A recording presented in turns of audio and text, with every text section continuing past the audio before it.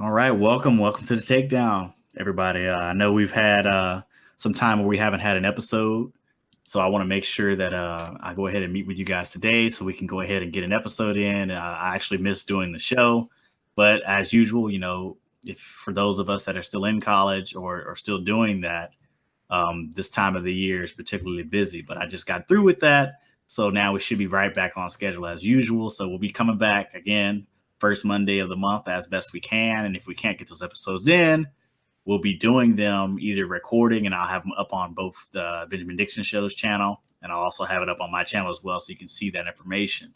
So I haven't been on since about mid-November, but there's a lot that's happened. We've had a bunch of elections. We've had just our typical garbage in, garbage out of day-to-day political news. And seems like sexual harassment in the workplace is kind of coming to the forefront, and I think that that's definitely a conversation that should be had, and I have some thoughts on that. So we're going to start there. We're going to start basically with sexual harassment, and I'm also wanting to let everybody know I also have Richard here with me, and we'll be kind of talking it out. As usual, I'm going to be very inflammatory, so Richard's here to kind of curb that. So, Richard, say hello to the people. Hello. Hey, it's been a while since I've been on the camera. I've been with Brandon on the discourse, and we've been doing some stuff over there. Brandon's been really busy. You can check it out on the SoundCloud slash expanding the discourse, and make sure to check those out. There's lots of episodes up there. So if you haven't caught us on the YouTube, since we haven't been there, you can see some new content over there. I just wanted to mention that, and I'm looking forward to the conversation. And thank you, Nick, for having me on. All right. So I think, there's a lot of stuff that goes on when we start talking about, sexual harassment and violence. And I think the first thing I want to say is that, while I think it's good that there is a lot of outcry and like some people are like, some of the worst offenders are being punished. Like, I think at the same time, fundamental to why a lot of this goes on is because the job market and how it's organized, how opportunities are divvied out, is there's a lot of discretion given to people with power to give favors based on whatever.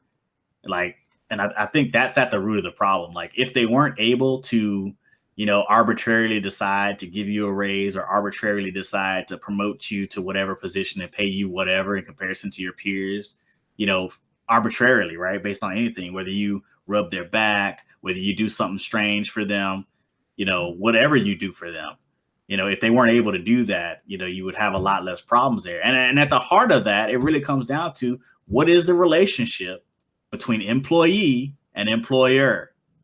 Like, where does that relationship kind of take shape? Like, what is the shape of that relationship? What is the structure of that? Like, and you know what'll help with that? Unionization, setting clear standards on how promotions are giving out, having an open wage system where everybody knows what everybody's making. So it's a lot less likely that one individual person will reap the benefits of undue compensation for special favors or special things that they're willing to do for someone in a position of power. These are real ways that you address issues of sexual harassment and unfairness and inequity inside of the workplace. Dragging every individual guy who's abused his power, dragging them through the mud is not really going to achieve the accomplished effect that you want to achieve it. Because, I'm going to be honest with you, it's not just straight men that are sexually harassing people. It's not just gay men that are sexually harassing people. It's any person with power has the ability to do this based on the structure of employee and employer. I think you bring up an interesting point. I was a little worried about where you were going to start there, but where you went made total sense. I think that you bring up an interesting point, and I think that's part of why you've seen the public part of the celebrities being dragged over this stuff, and some politicians, a few anyway, but that you haven't really seen any sort of significant change in the way this is being handled in the workplace that most people are going to every day. You, because the relationship between the employee and the employer isn't something that people actually want to look at. They'd rather we focus on these individual actors in the individual cases. And while they do deserve much of our attention in that they help highlight a deeper, more pervasive problem, it's going to take more than what we've seen so far to actually do anything to address the underlying issues and the how widespread it is at the every level, from McDonald's all the way up the corporate ladder. Yeah, I mean, and to a certain degree, some things are just very, very difficult to deal with, right? Like, obviously, the way we interact with people on a psychological level, like if somebody's good looking, there's an assumption that they do a better job than someone who's less good looking. Sometimes it's just harder to control for stuff like that. However, again, if you have clear standards, you've worked this position for this many years, or you've gotten this, you're able to perform these things, and you can move up to the next level after such amount of time, sort of like they do kind of like in the military, and it seems like it's sucky because if you're really talented, it slows you down. But one thing it does do, having clear standards like that, and maybe not exactly mirroring the military system, because obviously there's a lot of favoritism played there too, right? But maybe if you can figure out a way of having some sort of just system, or just get into the mindset of trying to structure something that's more just than what we have, I think we can get a long way in really addressing some of these issues. And I think, like I said before, having open compensation, like everybody knows what everybody's making in the same role. So like if you work as an engineer, if you're engineer 1, 2, or 3, all of you guys know what the salary range and the pay of everybody who works engineer 1, 2, and 3. Everybody knows, if you're a manager, what everybody who has a tank rank of, manager 1 or whatever manager that you are, like the same level, everybody on the same level knows what each other's making. Right. Yeah. I mean, truth be told, it should just be open where everybody knows what everybody makes. Well, we've constructed a society that it's uncouth and impolite to even mention or talk about how much money you make. So, I mean, there's a large distance between where we are now and where that would make sense to a lot of people, I think. But who benefits from people not sharing information? Because first off, what I want to say to you is that poor performers. Yeah, like it benefits you, people who feel that you're fairly paid for the work that you do. It benefits you to know, for that information just to be out there. It's nothing but beneficial to you for that information to be out there. The only reason why we've been socialized into being secret is because only in secrecy can corruption really, really, really kind of work its way in, and favoritism really start working its way in. Favors for, sex for promotions and things like that. That's how it really is able to operate, because so much of the stuff is in secrecy. When you have it out in the open, it's a lot harder to do that kind of stuff because everybody sees it. And I will tell you a story. There's a person I know that was a comptroller, and he said, 3 people in this one department, this is at a plant, were supposed to get a raise. But only 3 people in the department. Well, I said 3 people, but I meant to say 4 people that were in the department, but only 3 people were marked to get raises. For whatever reason, the manager didn't want to give one person a raise. But because the person is the person that processes payments and approvals for things of that nature, it's going to go across their desk that they got a raise and a bonus, and that person got 0. So because the manager wanted to be unfair to somebody, but because the other person would see that unfairness and know specifically that they were being treated unfairly, he had to treat that person fairly as well and give them whatever they were due.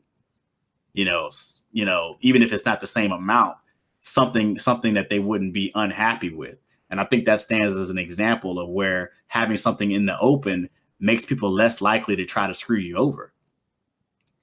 Oh, absolutely. But I mean, a lot of people are in the position they are because they were the best at doing that, at screwing people over. I mean, most of society was built on that premise. I mean, the mediocre white man or whatever, the part of society that allowed that segment of society to flourish and to succeed was predicated on that. And even some of the we mentioned earlier unions and how they can help address some of these things, that they weren't also invincible or immune to it happening within their organizations. So Well, so the fall of unions, that's probably something that we can go over. But I basically had a conversation with somebody about this, about why our unions failed, and really what it came down to is they just weren't very democratic institutions. They were corruptible, and they ended up mirroring the very same institutions that they were meant to guard against. They ended up mirroring their structures and their flaws. And then when you end up in a situation like that, and you are no longer responsive to the membership, and you no longer care about the membership, and there's no real control, the membership is not invested, in the union being where it is, you sort of set yourself up to be destroyed. And I think that's kind of what happened to the unions. Whereas you see in other countries that have still strong unions, there's a lot more democratic control over how those unions function. There's a lot more institutional support for those unions because of what they did. And one example would be unions in Europe, instead of fighting for the rights of their own individual members, meaning fighting for the right to be treated better than others, they fought for the rights of every worker. And because of that, they also created institutions where they represented the workers, whether you are a member or not. That's something that's very different in those countries versus the United States, where our unions were kind of like, you're going to basically join a select club, and this club allows you to get these benefits, and we're only going to fight for better benefits for our members. If you work in a different industry, or if you work, in something that's not even related, you get nothing because the union doesn't cover that. And I think that's kind of what opened the door for them really to be destroyed. Also, here in America, we got racism. And of course, racism plays into it. Union versus non-union, you can divide and conquer that. But then on top of that, even within the unions, you want to divide people based upon race. You want to not represent, and sexism. the oppressed. We started talking about sexual assault, but I was just going to mention sexism is prevalent within unions as well. But continue. Okay, yeah. I mean, all the isms, whatever. Mm-hmm. All that stuff that kind of plays in allows you to further divide people. Unions, because of their structures, they weren't really able to really resist being corrupted and then ultimately destroyed because of those flaws. And you mentioned democratic control, and I think part of what we see across all of these organizations or groups is it's not just the democratic control, but it takes democratic engagement. There's a want within people that we've seen displayed, or a pattern of disengagement from our system, thinking that, well, okay, we got some good people in charge. We'll just let them do their thing, and I don't have to pay much attention to it. I don't have to stay very engaged with it. I'm doing well, so I can pay attention elsewhere. And that allows for some of the things that you were just talking about. I actually think that that's okay. I think it is okay for you to not be engaged at times, as long as there's mechanisms in place for once you have been woken up that you want to do something about it. As long as there's a mechanism in place by which basically the power will rest with the people when they decide to exercise it, as long as it's still like that, I think that's not as bad. It would be better if everybody remained engaged all the time, but you can't expect everybody to be fully engaged, in multiple aspects, like all the time. People live lives, they want to be happy, and it's a very grueling work, right? We live in a society where, that kind of time commitment, let's say you have to be involved in your union. You also need to be involved in politics. You also have to be involved in school. You have to be involved in this. It's like there's a lot of stuff to be involved in just to be a citizen, right? So it's okay if you don't exercise full engagement all the time. But what does need to happen is, let's say the union makes a horrible mistake or something like that. There needs to be, okay, we can get in here, call people up, get the votes. Oh, all the people that made that decision are out, and get our people in, or we can overturn the decision. Like the real power and direction of the union has to be basically resting with the actual membership. And I think that's something that's not in place now. Some unions are structured that way, but a lot of them, basically the union people, or the people that actually make decisions in the union, they're not even obligated to actually go with the voting voices of the membership. They can just go against it and do whatever. And there's nothing really you can do about it. and there's not even good mechanisms in place by which the membership can overturn their decisions. And then on top of that, I would require that, let's say you're a nurses union, right? I'll require that the nurses union be somebody that's an actual nurse that worked in the industry and is elected by their peers to lead the union. That would be a better change than having like professional CEOs or professional lobbyists be the union head, and they're not really tied to the union. They're not even tied to the job function in any way, shape, or form. They're just a paid person that's taking a super high salary for whatever reason, and they identify more with the oppressors than the people they're supposed to be representing, the oppressed. And I think that's a huge problem. So one way to do that would be to have requirements like that. Yeah. Well, I mean, I can't speak to the example that comes to my mind of a union leadership kind of flouting what its members might have wanted would be some political endorsements from 2016. But outside of that, I'm not too familiar with situations where you had a union members by and large of one opinion and the leadership doing something different and them being incapable through a lack of mechanisms to change that behavior. But yeah, I think those endorsements stand as a prime example. But if they're happening there, they're happening in other areas as well.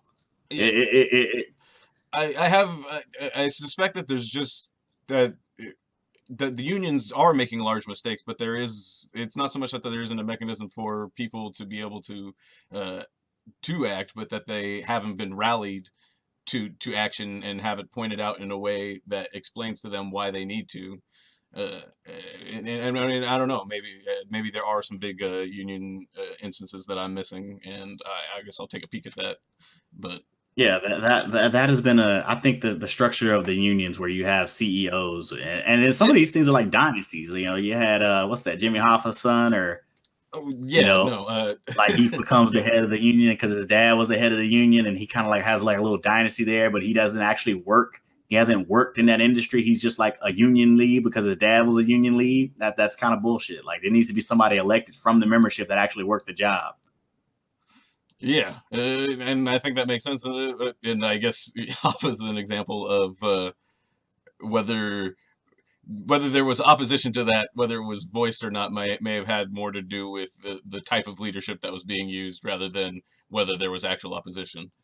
So, but I mean, I look at our democracy also, and I think of that we were talking before the show, before we started recording, that the Congress is actually quite powerful, but it's our divisions among us that keep us from being able to actuate what we want. And so, like, I think if people were more engaged, if people were in the streets, and people were doing things, I think that the power is there. But if we're not, then the mechanisms are somewhat useless. Is how I feel. But I do take your point as to where they don't exist. It makes it virtually impossible. Yeah, I mean, and that's actually a good segue. We're going to go ahead and get off of this, but I felt like that was something that I just didn't see a lot of angles discussing when they talked about sexual harassment. Number one, they focused too much on like the emphasis on white males, when I know, like, sure, white males are dominant, but there are females that are also powerful and dominant as well that could also be using their power. And it's particularly when we're talking about the entertainment industry where sex sells, like that industry runs on sex. That I mean, you have to really change the dynamics of that industry to really start seeing a lot of changes there. Like you have to think these are some of the better looking people from our society that kind of matriculate up to that, and they aspire to be a star and things of that nature. And people with power, not even with power, people with the know-how or the illusion of power are able to basically predate on those people. They're basically able to prey on them. So I think that that's something that we really need to start addressing. And part of that is making sure that employees have strong rights that are represented collectively by a union. And then also at the same time, people not living in such a desperate situation that they're willing to do things like that just to try to get ahead in like a dog eat dog world. Like if there was more of a federal guaranteed job, like you're not going, if you don't get this gig, you're not going to eat. So you got to do whatever you got to do to make sure you get the gig. And that just opens you up to things that you would normally not be opened up to, otherwise. So these are all reasons why I think, like, at the bottom line, the relationship between employer and employee just needs to be addressed. And there's many ways you can come and really get in there and do that. But I think those are some ways off the top of my head that would help us. But you brought up an interesting point. So let's make a segue. We're going to move on and kind of try to talk a little bit about the government, because I feel like we have, when we come to politics, it's a common thing for me to hear, individual perspectives, individual things, like individual evidence of something, like an individual instance of something as like a standing evidence. That means, like, all the studies and following, hundreds of thousands of people, like this individual thing means everybody can do it. And I think this is so pervasive that it might need to be in the schools, like the public schools, like that. Bottom line, like, that's not how any of this works. Like, none of it works that way. Just because it works for you doesn't mean it'll work for somebody else. Like, at a basic level, sheer logic should be able to tell you that for every opportunity that you're given and you take advantage of, that's an opportunity thousands or hundreds of thousands of people just didn't get. So you start running the numbers on that, like people getting opportunities, and it's a pyramid, right? It's scaled. You go up, you got this opportunity, but you didn't get that one. So you go down. One person got high. Somebody's going to get everything to line up for them, and they're going to matriculate all the way up to the top. Somebody else is going to get everything but one thing, and they're going to matriculate all the way up to the top, but the second level, and so on and so on and so on. But on the opposite side of that, right, is a mirrored image. There's an underside. Let's say you started off at 0, you make one bad mistake and you go down one level, or you can have a string of bad mistakes. And I'm saying mistakes like it's actually your choices, right? I'm talking about circumstances. You live in a certain circumstance that's beyond your control. You can go all the way to the bottom very quickly, and it has nothing to do with you. So understanding that that's how the world really functions, based off of luck and random chance first, then your individual choices second, is, I think, paramount to really starting to get us to have a mindset by which we can start having just government and a just society. The meritocracy is so important to maintaining, to keep us from, having a mental breakdown thinking about all of the people that are hungry or without home or houses, and with a variety of other unfortunate circumstances. That, the idea is, well, it was mistakes that they made somehow that led them there, rather than a society that I benefit and contribute towards, that has resulted in their exploitation and their misfortune. Like, yeah, I mean, the way I think about it, I think of it like almost like a binary tree. You have a situation and you have two outcomes, good or bad, and of course there's varying degrees, right? But we're not going to go in there. Let's just say it's all good or all bad. You get 5 goods in a row, you're at the maximum end. You get 5 bads in a row, you're on the negative, maximum negative end, right? Now, most people are not going to be on one of those two sides. They're going to be some combination, right? So they can be a little bit to the left, a little bit to the right, good or bad, in either direction, based on nothing that they had control over themselves, just based on the situation that they are in from the jump that's beyond their control. And I think we just have to start thinking of it like that. Geography is an easier one to think of. It is, were you born in, on the coasts or in the middle of the country? Were you born in the U.S. or were you born in, Mongolia, or were you born in, Chile or Chile, or were you born, that's an easy one that Are can have you born into a dominant group or a racially oppressed group? Exactly. And then once you pick a location, then you can start, were you born into a wealthy family or into a poor family? Were you born I have to actually answer this. Can you talk for a second for me, Richard? No problem.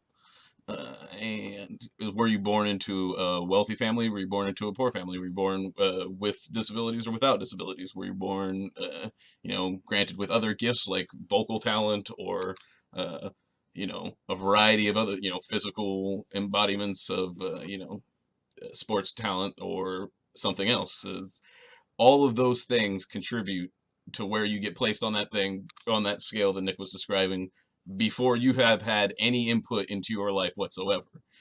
And while you may be able to move around on that scale, once you get to start putting input on it, if we don't recognize how that starting place affects your future, then we're not being honest with ourselves, and we're not going to be able to make the kind of progress that we need to make. And so Go ahead, bring me back in. Okay, go ahead, Nick. You can come back on in. I wasn't sure. Okay, I'm sorry about that, guys. I actually am expecting an important call later on today. I was hoping that it wouldn't occur, while we're actually doing our show. But and I want to apologize. Like I said before, normally we would do this show live, but we've had some scheduling conflicts, so we haven't been able to do it. So we got to decide to go ahead and have a conversation anyway, record it, and put it up on the channel for you guys to view at your leisure. And I find that I get most of my views that way anyway, so it shouldn't be too bad. But we're going to try to get back to the live format, as best we can, probably sometime around the start of the new year, 2018. I just want to mention quickly we're a similar situation at the Discourse with scheduling, it being what it is, and a lot of people having life come at them very fast. It's we're doing the best we can, and we want to be putting out more content out there as well. So you'll be seeing more on the Discourse SoundCloud, and then hopefully on the YouTube channel in the near future. Go ahead and get back into it, Nick. Okay. I think you probably you saw what I was trying to describe with that. I'm not familiar with everybody, whether or not like a binary tree. That was probably a bad example to use, but I'm just thinking like left or right, and then like the further left you are, the better your outcomes, and the further right you are, the better your outcomes. You're not actually making decisions. It's just like objectively looking at your situation. Where do you fall on this scale? And you can go all the way to the left, all the way to the right, like everything lined up for you or it didn't. And based on that, like your situation is very, very different. And that's not something that just happens one time in your life. That's something that happens constantly, over and over and over again. Are you in the right time at the right place? Did you speak to the right person at the right time? What did they think about you arbitrarily? That had nothing to do with anything you did. They could have just been having a bad day. Maybe they had a bad day and they interviewed you, and because of that, they were in a bad mood. They didn't hire you. Like, you wore green. They don't like the color green. Maybe they have some kind of racial insensitivities that made them just not like you because of the color of your skin. You don't decide these things. But all of these things really have a huge, positive or detrimental effect on where you end up in life. And so because we understand that that's how it works, well, we should understand that that's how it works. There's another thing that should be, again, in the school system, so everybody can just drop meritocracy right off the bat, because it's a complete farce. Like, it has nothing to do with anything. And like I said, people don't want to come to grips or tackle the idea that they're contributing to a society that allows the exploitations of people to the point where you have hungry kids, veterans without houses that are killing themselves at ridiculous rates. But yeah, go ahead. Yeah, and I think key to doing this part, another reason, I'm sorry. Guys, obviously you can see I haven't done this in a long time. I'm tripping over my words here because I'm trying to get someplace and I'm trying to formulate how do I get there while I'm talking. And that's called narration. That's a skill. Obviously, I haven't been using mine. It's very dusty and rusty, right? So let's dust it off and let's get it together. Key to having a better society or having better politics in general is understanding the role of the public sector in your life. And I don't just mean the public schools that educate your children. I don't just mean the police that keep you safe, or the firefighters that come to put out fires, or running water. I mean, really understanding what the public sector does for you. Like, everybody, if you are an employer, how did you get your goods and services to market? Where are you selling your goods and services? What market is there? Markets don't exist without rules. Rules are set by the government. Without the government, there is no market. Without the market, there is no product that you're bringing to market. You don't have anything that you have without government. But everybody wants to think I did all this on my own. It's like, no. Government set up institutions and structures that you were able to take advantage of to get to where you are. So it's not something that you can do without government. And you're always going to have some libertarian asshat. Not going to lie. There's always going to be one. Well, you can do some things without government. And I'm going to be like, well, if you really want to function without government, you have to be living out by yourself in the middle of nowhere with nothing. All you have is whatever you do for yourself. That's somebody who's living without government, literally. And guess what? When you're out there all by yourself without government, you know what you are? Food for people with governments. They're just going to come and eat you. You got nothing to protect you. You got no military. You got nothing to defend yourself. They can just come take your land. Oh, you're not living in a country, right? There's nothing to defend you. You're just food for whoever. Whoever's stronger than you, they just come out and take advantage. But again, you live in America. You don't have to worry about that because we have a military. They'll defend you or defend certain things. Or, if you're very, very wealthy, they protect your product. You want to ship product around the world, you don't have to worry about piracy because guess what? This is an American ship.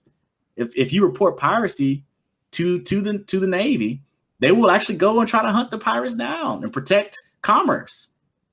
That piracy was a big deal back in the day, but governments had their Navy patrolling to make sure that ships were, safe to travel basically and be free of piracy. Yeah, I mean, it's. I think what some of the libertarians and I think what some of the corporate class would think is that they can afford their own, and I think that's where they're where they would like to see things. I think if you ask the corporate class, the top 1% of the 1%, if you ask them what they'd want, basically corporate thievedoms, and perhaps there would be battles between them, but they essentially a government without the pesky interference of the governed. So here's what I'll say to them. I don't think any corporation really wants to pay the true cost of the benefits that they receive from government. They don't want to pay that. No. Like Microsoft wouldn't even exist without government. So the idea of an operating system wouldn't exist. The idea of the car being widespread, the automotive industry just wouldn't exist if the government didn't build roads for the cars to ride on, right? Like a lot of this stuff, you would owe everything. So if you want to pay the full cost of those things, those it would be quite an exorbitant cost. Yeah, I mean, I think IP has a particular place in the market versus like commodities. I think commodities are a bit easier to handle in an imaginary governmentless market, but IP is definitely going to be difficult. But and I think you're right in that they don't want to bear the true cost of actually paying for roads or. I don't think they can afford it. Well, I mean, to a degree, they're kind of paying for it as it is. No. I mean, they obviously the labor produces the surplus value, and they're merely taking it and then putting some of it back into the system. But essentially, the money, they're not just keeping it; they do still contribute enough money so that the roads are passable enough to continue moving the goods, so that the people can. No. But there's a disproportionate benefit, yes. right? Yes. Yeah. So what they pay compared to how they benefit, and in terms of if you tried to put a dollar amount on that, they wouldn't be able to function paying that and still be profitable. No, I think you're talking about margins that would be so razor thin that it wouldn't be the same.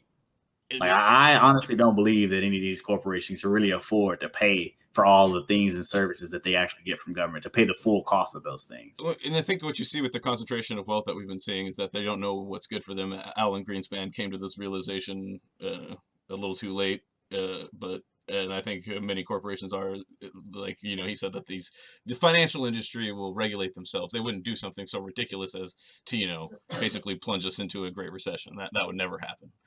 Yeah, but I mean, but so the same thing with these corporations is they don't I think you're right that if they actually had to bear the true cost of securing all of their property without a government and having some sort of and still selling their goods or services in the world that would result without the government that they're constantly in battle with, if you want to envision it that way, being the representative of the people, even if they don't want that. If they actually thought about it, they wouldn't want it, but they're not that wise that they will lead themselves right into that trap, and they will allow themselves to destroy the government in such a way that it would negatively impact their own businesses. Yeah. So, I mean, back to your comment about Alan Greenspan, what a tool anyway. But I mean, when you he say was like the financial the structure mind, will but regulate itself, they wouldn't do something so ridiculous. I agree. Individual financial institutions probably wouldn't do something so destructive that it would destroy themselves. But what you have when you have institutions that are locked together like that and they're all kind of doing similar things is there's kind of like a mob mentality, like they all start doing certain things, and capitalism itself, by the way it works, kind of incentivizes each of them to try to outdo the other in bad behavior. And since each of them is doing it, it becomes like a systemic issue where each individual person by themselves is not necessarily doing something wrong, but the collective of all of them doing something creates a systemic issue where it's really, really bad. And the best way I can show this is, let's say we have people. In order for somebody to buy, somebody has to sell, right? In order for a system to work, somebody has to buy and somebody has to sell. If we're talking about trading goods, we're having commerce, right? What if at any point in time, one guy says, well, you know what? I'm not going to buy anymore. I need to save my money. And then another guy, I'm not going to buy anymore either. He's not buying. I'm not buying. Individually, one person saving and not buying, not spending their money, basically, doesn't mean anything. But if collectively enough people do that, now nobody's buying stuff. So now people who are trying to sell stuff can't sell. The whole system becomes paralyzed because there's been a systemic issue. There's not enough buyers. And basically sellers either have to make all these weird decisions trying to sell their goods and services, but basically what you come to is a systemic collapse, right? Because individually, everybody can do whatever they want to do. But when you put it collectively, all the people doing things that individually might not have been an issue, when they collectively do it, it becomes a really, really big deal. And it's the same thing that you have with the finance sector. And that same dynamic can be expanded and basically implanted on multiple things. You want to give a tax break for a corporation to move to your zone? That's fine. Guess what? Somebody else is going to compete now. So now they want to give a tax break. Now everybody's giving tax breaks till it gets to the point where, okay, how much benefit is the locality receiving? Everybody's giving tax breaks. Now they're basically racing to the bottom, right? It doesn't really benefit them anymore to draw the companies there because they're not really benefiting from the company being there because they're not taxing them.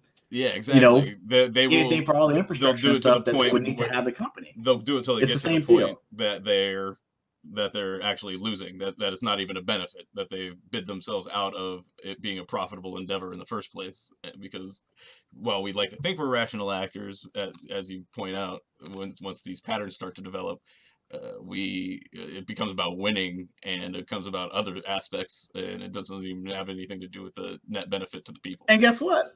It may be rational. It may be rational for you individually, an individual institution or an individual place to do that. But what happens when everybody does it? When everybody does it, now we have a problem because everybody can't do that. And I mean, and this is just basic stuff. Everybody can't do the same thing, right? And let's take it all the way back to when I first started this conversation. We have too much emphasis on the individual. Like I will repeat that. When you're making laws, when you're making policy, when we're talking politics, it's not about individuals. It's about the collective. Now, of course, there's limits, right? We don't want to go too far to the collective because, obviously, you're going too far in any direction is probably a bad thing, right? You want to protect some individual rights and stuff. But when we're talking about, hey, this is how this works, or in this circumstance, this is what happens, you don't use the exception. You don't use an individual instance of something going a certain way and saying, well, that applies to everybody.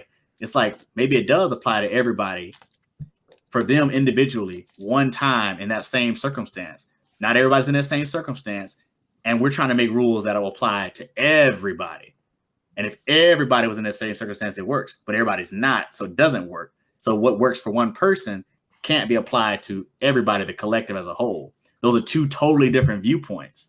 And I think that the reason why I'm spending so much time talking about this is because I see it time and time again. When I talk to people about politics, there's too much emphasis on the individual. And I think that's by design. And there's not enough thought about, like, okay, while this may benefit me individually, it's not necessarily good for everybody as a whole. Or if everybody did exactly what I did, it doesn't work that way. It can't. I mean, littering is one that comes to my mind. It's something. Just kind of to give a visualization to the idea is, if I think about littering, and if on my way to work I throw out one small piece of garbage every time I drive, because it's just one little piece of thing, and it prevents it from cluttering up my car, and it makes sense for me, and it's biodegradable, even though if it takes 6 months to a year to biodegrade, or and it's like, so I just do this one. I do it on my way to work. It's like 5 times a week. Little pieces of garbage, not a big deal. Everything will be taken care of. But if everybody is throwing out one piece of small garbage, and all of them take 6 months to a year to biodegrade, then the sides of the roads start to build up berms of garbage pretty quickly. And so, like, that's one way for me to visualize what you're talking about. Yeah, I mean, and we can just give examples on this all day. We can just give examples on this all day. Like, it should be clear that you operating as an individual are not indicative of anything that should be your individual circumstance is not indicative of anything that should be applied to everyone wholesale, because you live in specific circumstances that apply to you, just as they live in specific circumstances that apply to them. What we need to do is start figuring out what happens for the mass of people. Like, we can generalize people's circumstance to a great degree and understand certain situations. There are some universal things, like everybody needs water. If you're human, you have to drink water. So we can say that if you don't have water, most people would die.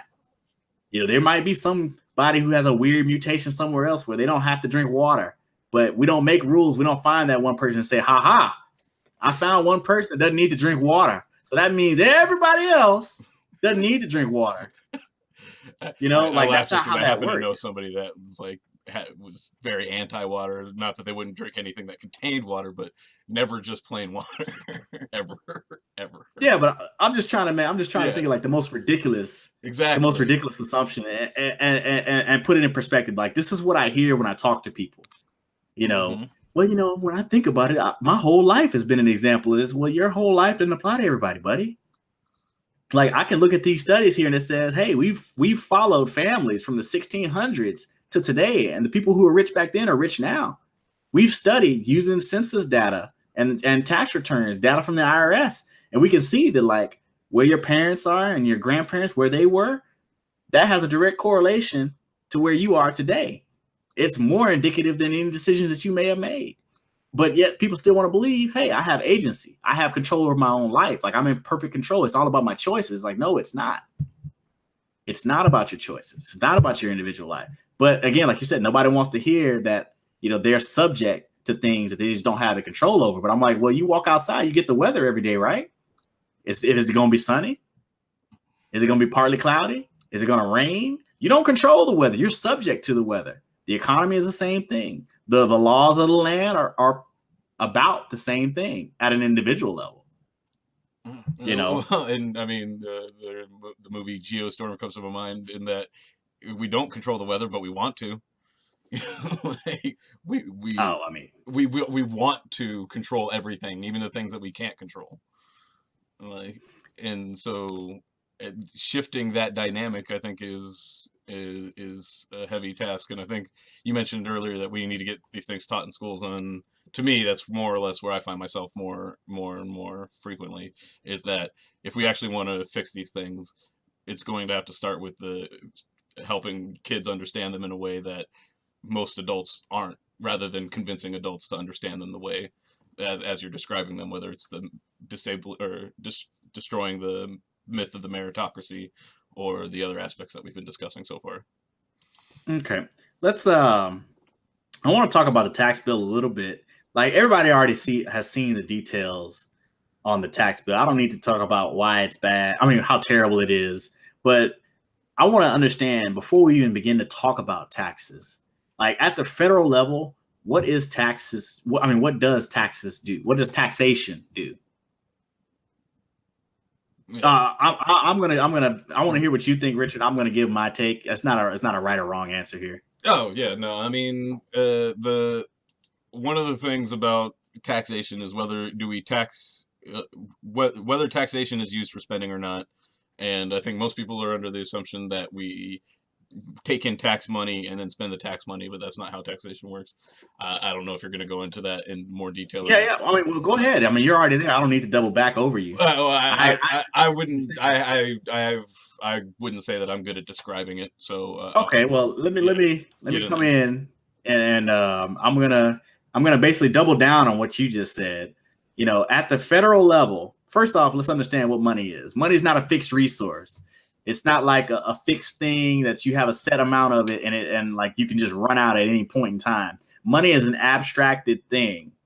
And abstraction is something humans sometimes have a hard time with. You know, don't know why, but like it's kind of complicated. If you can't see it, feel it, touch it, like and relate it to something that's real, it's difficult for us. But we need to understand that money is not like a fixed resource that has like a limit on it. Like there's no limit to the amount of money we can have in the world. What money is like oil in your car. It's lubricant so that the economy can perform its functions. If we didn't have money as a store of value and a means of exchange, then it would be really difficult for us to exchange goods and services amongst one another. You know, because if I don't want fish and that's all you have, you can't buy from me. And I sell, I don't know, shoes. But if you go and you want to sell fish to somebody and all he's willing to give you is a vest and I don't want a vest, how do we all change like the different things that each of us wants without having some sort of universal form or universal currency, uniform currency, uniform means of exchange and value that we can use to do that, to make that happen?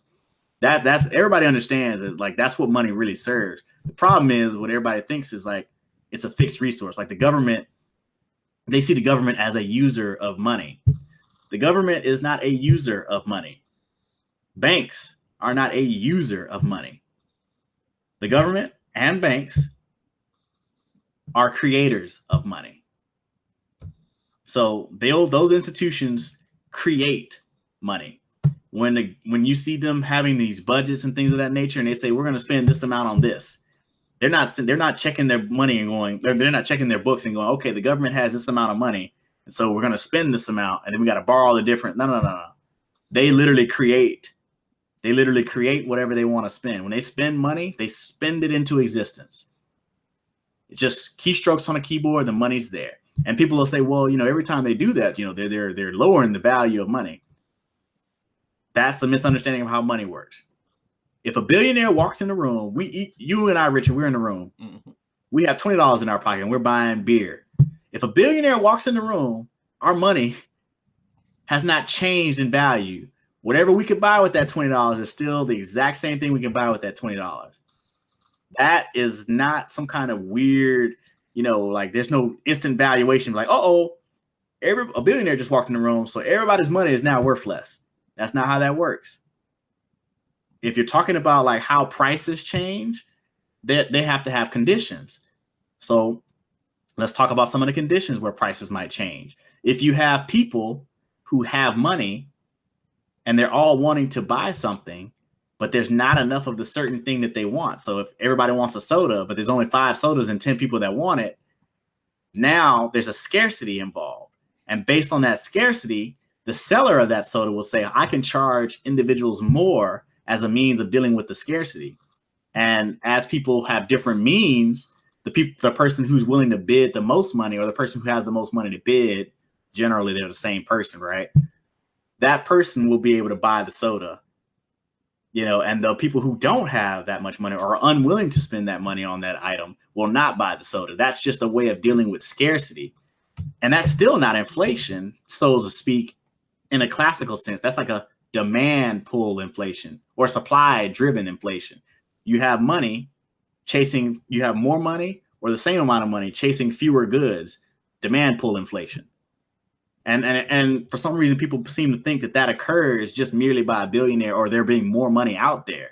It's like it doesn't really work that way. Really, what it works is goods and services are either basically the price of those goods and services will move up based upon how much they have in supply versus how much demand for that particular good or service is. And no matter how rich I am, I'm only going to buy so many pairs of shoes. So like my money actually grows or the money supply grows, but people are still buying the same amount of stuff that they were buying before. You know, there's not really a need for inflation. Only when you have people wanting to buy either more goods or they have more money to spend on those goods. Could there be a bidding war, based on the limitation of the supply? And since we don't control the supply, that's how you start getting inflation, right? And I try to keep it as simple as possible. Obviously, there's other forms of inflation, but it's not just merely, the point I want you to take away from that is it's not just merely more money in circulation. It has to be like more money in actual people's hands who are actually buying goods and services. If somebody puts their money in the bank, it's gone. It's not in the economy anymore. It's just sitting in a bank. Banks don't lend out the deposits. Remember, they spend into existence, right? They loan into existence. So they're not actually spending out of their deposits. When you put money in a bank, it's leaked from the economy. It's no longer there for all intents and purposes. When you pay taxes to your locality, at the national level, that money is not back into the economy. That money is gone. So just like they spend into existence, you tax out of existence. And so like the idea that you're like transferring money from one person to another, it's not really true. Those are two separate transactions and not related to one another. And I know I just said a whole bunch of stuff trying to be complete. What do you think as far as me being clear when I explained all that? Or tried to give like a rough overview as best I could? Well, I think it helps. I think it's hard to, like you said, with abstract concepts, it's hard for people to quite put their mind around it. And I think people, some of the things that would come up to me that I would want explanations on would be something like, all right, so like how does this play at something like exclusive or high end places or whatever. So like being able to charge $10 or more for a beer at a festival or something like that. So you mentioned a billionaire coming into the room doesn't affect the people with $20 in their pocket. But what if that billionaire says, well, I know like there's 5 sodas and I only really want one, but I'll pay $20 for a soda. And then the person that's selling can now then demands $20 from everybody, or no, they don't get a soda and they just wait for the billionaire to buy another soda later instead of selling each soda for significantly less. Okay, so prices are a little bit sticky. Mm-hmm. And this is talked about a lot. Like you'll see people talk about prices as being kind of sticky. So there's an intrinsic real value on items and goods, and the price will tend to be dragged towards that, barring some sort of outside force. And those usually outside forces are things like monopoly and things of that nature, regulations, and truth be told, just perception. So like you have to say, if I was buying a soda for $5 for 4. And then all of a sudden the price jumps to 20 because one guy pays $20 for a soda. The question is, am I also going to pay $20 for a soda? Whereas before I can get 4 sodas for my 20? Is that a likely scenario? Like, are there groups of billionaires that can just do this all the time? It's really not just like a cut and dry kind of thing. There's scenarios in there, because what we're talking about here is an individual example, but really prices are set sometimes according to large numbers of people, right? So like, and there's other factors going on. Why can't we just go somewhere else and buy the beer? Yeah, and I think that's you mentioned regulations, and I think that sometimes that's not how people don't see regulations affecting them or businesses around them in that way. In influencing how something can be priced in the market and so on and so forth. And so well, remember, all markets are dictated by rules, and those rules are set by laws. And so like there is, basically the government is the end all be all in markets. Yeah, because they set the rules. We have net neutrality coming, and so I think that's going to be one of those. Yeah, but I mean, even net neutrality, like by saying we're not going to regulate how you do something, you're setting a rules of saying it's going to be lawless in some aspect or form. So now the big players get to set the rules however they want to, because there is an absence of rules by the government in that particular area. So it's still structured in a way by government. The absence of rules or the inclusion of rules is still government controlling the structure. And so it'll just be interesting to see how that plays out with whether we know traditionally the ideas is that they're going to make us pay for different access to different websites. So are they going to go after the websites? Or are they going to go after the Netflixes and the Googles and the major net traffics and trying to charge them, and then let them figure out how they're going to pass that cost along to their customers, or are the ISPs going to go directly to the consumers? And if they go to the large industries, then that's going to have a very different. It's going to play out differently than if they go to the consumers, because then consumers will have more influence on what websites are able to have a higher speed traffic, because they're going to be the ones paying the subscriptions, versus if it's from things that we're already accustomed to, something like Google doing it and then passing the cost down along to us through a mechanism that way, that we're going to just go off of what our pattern behavior as it is already. Well, I mean, I can't say how. I mean, I'm not into that space enough to say how that's all going to play out. Mm-hmm. But what I can tell you is, those with power and influence will use that to twist things to their advantage, and to general people who are individuals, you're not very powerful. So let's be under no illusion that whatever outcome comes from this, the powerful will be protected and the weak will be punished. And if you're an individual, just a consumer, let's be understanding. And when I say the weak, I mean us. We will be punished and the powerful will be protected in that outcome. But let's roll back. Mm-hmm. The point that we want to talk about taxation. Mm-hmm. And what it does. So, like, if taxation is not, like, if government doesn't tax people to pay for the programs because taxation and its expenditures are not related in that way, what is taxation for? And I think it's really for the modification of incentives. So, like, it incentivizes people to do something.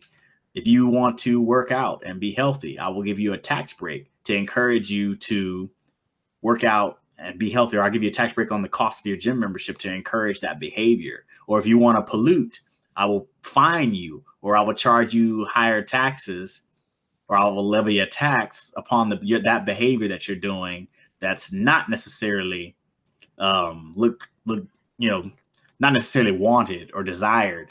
And believing that people will respond to these incentives in varying ways, sometimes that's enough to be able to deter the behavior. It actually, I mean, if you're using market forces, it can work that way, depending on what it is. And I think taxation plays an important role in making that happen. Also, at the same time, we have to remember taxation has a role in adjusting the structure of society, because behaviors, that you can alter with taxation, you can also alter outcomes. So think about it this way. If I don't want companies to treat employers like X, I can levy a tax on companies that do so. If I wanted companies to use their reserves to invest back in employees, or if I wanted them to, I can use the tax structure to basically force individuals and firms to not really coerce. You don't necessarily have to force them like hard. You can coerce them to do things that you may seem that are just desirable for you to make them do. Like, you can just make them treat employees better. You can make them not pollute. You can make individuals do things that are healthy for them. Send their kids to school, eat healthier foods, buy homes that have energy efficient windows, increase the energy efficiency of their home. Like, buy new cars, new more efficient, cars, not necessarily just a new car, period. Right. Paying their local taxes. Like, you can use the tax code to do a lot of stuff, but it appears, to somebody, I'm not a legislator, I'm not a lawyer, and I was looking at the job prospects for lawyers. I don't know why, but people are not becoming lawyers. Law schools are starting to have a lot of trouble. Enrollment's down. I don't know what that's about, but I was going to do some more research on that. But it appears to me that the basic premise of this new tax bill seems to be basically a restructuring of our society, or maybe not a restructuring, a continuation of its current structure, where it moves money, wealth in general, from individuals, poor, middle individuals, towards the highest echelons of our society. So it seems like it's built to enrich them at the same time impoverishing everybody else. And for the life of me, I cannot understand why everybody's okay with the corporate side of the tax cuts being permanent, but the individual side being temporary. Like you have to get permanent corporate tax breaks and then temporary individuals. And then in order for it to be budget neutral, the temporary tax cuts have to disappear, but the corporate ones are here to stay. That's crazy. It doesn't make any sense to me. Like that's the biggest shame I've ever seen. That's like a game. It's like they're just playing a game with you. Well, I mean, and they're they're just putting it right out there. I mean, and they just recently there was the Corker kickback coverage or whatever, and just basically finding out that in order to get people to sign on, that there's getting or allegedly or not whatever, but that they're basically putting in sweetheart deals specifically for certain people that is going to dramatically reduce in like certain groups of individuals tax burden significantly. It's just buying people off in order to get them to pass what is essentially, you know, a, a huge wealth transfer from the most people to a very small segment at the top. And what's astonishing is that even among Republicans, it doesn't have a majority of support, or it's just barely. Or But it's moving forward, isn't it? yeah, It's it doesn't forward. matter. Like I mean, long because the public be damned. Like that, you don't matter. Yeah, And net neutrality. This tax bill, have, they don't. They're basically looking They're looking the average people in the face and saying, "Do something." And people are like, "Well, I'm gonna tweet about it." And they're like, "That's fine. We can mute those when we want." Like we have total control over what you can and can't tweet. So you tweet all you want, as long as you just don't get out in the streets and actually, you know, start threatening people or make us get concerned that you're going to burn down the buildings we're in or anything like that. Then we'll just do whatever. We'll take you back as far as you'll let us until you actually do something about it. And that's where I see this what we're seeing with the tax bill, net neutrality, and what's going to be coming out forward with probably more conflict and possibly a war on the horizon. But go ahead. Yeah, I mean, I feel like when we kind of thinking about this like tax bill, I'm just like, how does it just has so much staying power? Like they don't care. You want to pretend this is about you. This isn't about you. Like you are just there, not really to participate in politics. You're there to kind of be like, you know, kind of like sitting around watching it all happen, and you're supposed to feel invested because you're watching it happen, but you're not a player. You're not in the game. There are people who are playing to win for big money. They're playing for themselves. They're not playing for you. And I think our investment into that as individuals, we want to believe that we have representation. You know that it's just not there. Like it just doesn't make any sense. Like public opinion just really doesn't have much influence on where a particular policy goes, because you see very unpopular policies passed all the time, and very popular policies can't even get on the floor. And there was that study not too long ago that came out that showed that public opinion has virtually no effect on policy. But you know what? When you remind people of that, it's like they hear it and they say, yeah, you know, you're right about that. But, you know, it doesn't matter because it's still about what we think. It's like, no. This actually shows it doesn't matter what you think. What you think doesn't matter. But nobody wants to hear that they're in a dystopia. Like you've been fed this, you know, hey, you know, our system isn't perfect, but it really does work. You've been fed this bullshit all your life, you know, and at a certain point, you have to be adult enough to say, well, that was just some bullshit. It just doesn't apply. I mean, just to take a look around. Really take a look around. Like you have people with tens of billions of dollars and yet you have hungry kids that are in debt to pay for school lunch, parents that can't afford to get the medical care, the dental care they need to, you know, in order to avoid missing work in the future. Like it's obscene, let alone the disparities between the United States and the rest of the world. Like it's atrocious. It's an abomination. It's horrible. And every day here we are. And I mean, and let's talk about how tenacious this policy is. I want you to think about it. Every president that we have had has cut taxes in some way, shape, or form since Bill Clinton.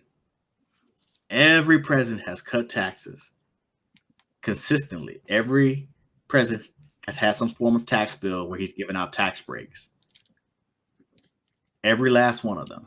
And here we are again going for, round 2, 3, 4.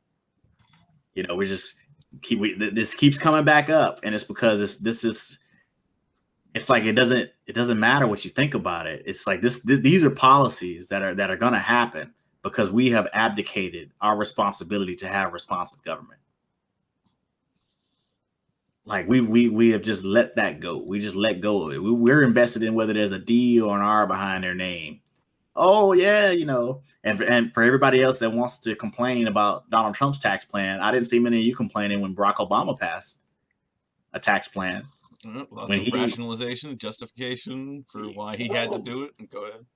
But wait a minute though, like everybody complained when Bush passed those tax cuts, but when Obama comes in and makes them permanent, nobody said anything. They rationalized it. Mm-hmm. They didn't say anything. Now Trump is coming and expanding the tax cuts on top of that, and now they're screaming bloody murder. But the question is, are you really concerned about the policy, or are you just concerned about who's doing it? Well, we've seen whether it's drones or whether it's one thing after another that, when Obama did it, there was no scandals during the Obama administration, It was like, don't mind the 6, 7 countries we're bombing, the many kids that are being starved. Don't mind that, don't mind the no DAPL protests or the water protectors that are getting hosed and shrapnel and like, don't mind none of that. It's Obama, but Trump starts doing it. Make it seem like every time Donald Trump does something, I have to bring up Obama. But there's a reason why I do this. Obama may be gone, but his policies have lived on. His legacy is there, and now his record is there. And if I can't talk about somebody's record, we are truly in the wrong place. If I can't talk about somebody's record, like I should be able to bring up the record. And the reason why I bring up Obama is because Obama provides a context for Donald Trump. Obama's failures provided a political opening by which Donald Trump can just squeeze himself on in there. Like in many ways, Barack Obama had opportunities that he could have done things and he didn't. And those opportunities or those things that he didn't do provided opportunity for him to be attacked, or provided political will for there to be enough political will for him not to have a successor, for somebody to try something different, for people want to try something different. And everybody's got an explanation on this, and you've heard this ad nauseum. I'm not going to keep rehashing it, but I don't believe in just telling you this is happening today. I believe in saying this is how we got here. Here's the context by which we find ourselves. Because if you don't have context, facts can lie. I can just give you a fact, and without the context around that fact, I can just spin whatever. You can just be thinking whatever. You can have preconceived notions in your head to make you think something completely different from what the real truth is, even though I gave you factual information. This is basic. This is manufacturing consent. This is how propaganda works.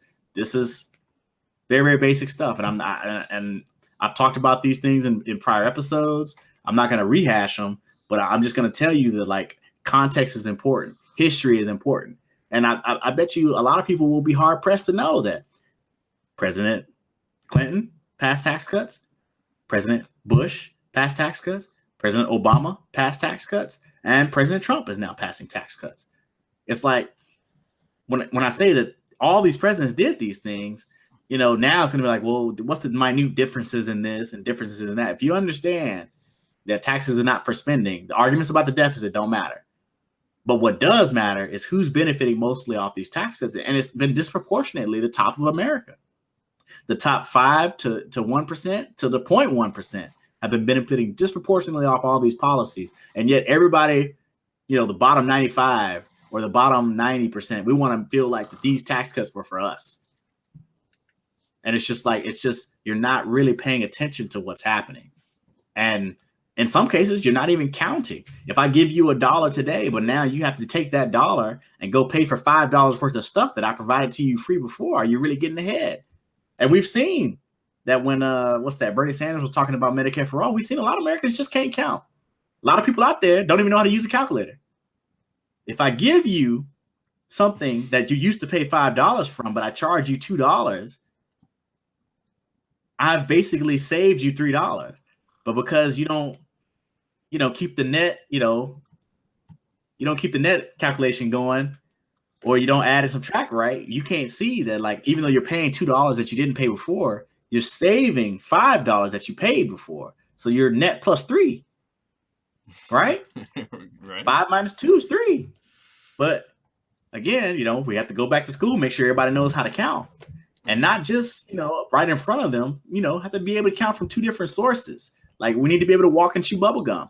But in many cases, I see that we just can't do that. I mean, so we have to make getting, sure that getting the population where they are today was a bipartisan effort of getting because we could very easily, being the wealthiest country in the world, have by far one of the top educated societies, or like broadly, like not just the very top institutions of the world, but also broadly as a nation be one of the best educated populations in the world. But we've noticed, we've been talking about for decades, the failings of the American institutions of public schooling, and as far as the widespread education. So getting people the lack of civics understanding and all the things, like, that was a process, and that, like, as we were developing through the technological age, through computers, we could have seen comparable developments in the understanding of civics and the understanding of engagement and democracy and all those things, but we didn't, and that wasn't on accident. We see it also,